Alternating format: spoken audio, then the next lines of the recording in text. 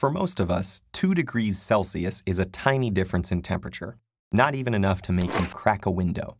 But scientists have warned that as CO2 levels in the atmosphere rise, an increase in the Earth's temperature by even this amount can lead to catastrophic effects all over the world. How can such a small, measurable change in one factor lead to massive and unpredictable changes in other factors? The answer lies in the concept of a mathematical tipping point, which we can understand through the familiar game of billiards.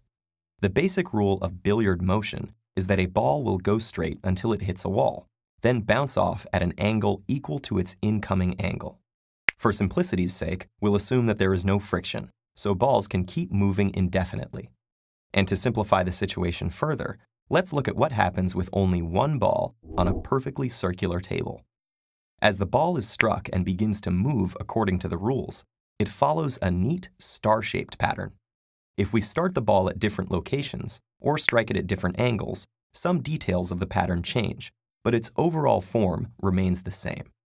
With a few test runs and some basic mathematical modeling, we can even predict a ball's path before it starts moving, simply based on its starting conditions. But what would happen if we made a minor change in the table's shape by pulling it apart a bit and inserting 2 small straight edges along the top and bottom?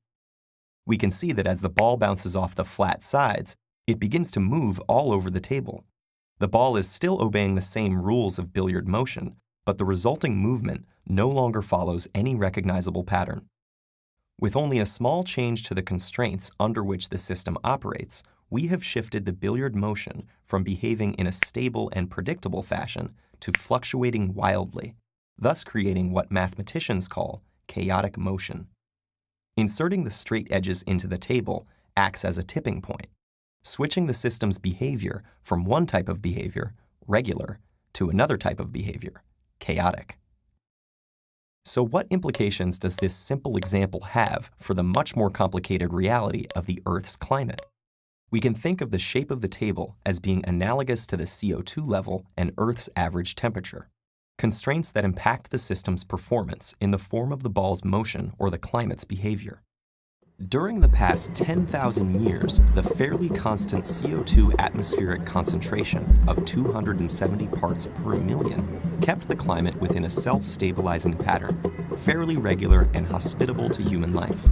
But with CO2 levels now at 400 parts per million, and predicted to rise to between 500 and 800 parts per million over the coming century, we may reach a tipping point where even a small additional change in the global average temperature would have the same effect as changing the shape of the table, leading to a dangerous shift in the climate's behavior, with more extreme and intense weather events, less predictability, and most importantly, less hospitability to human life.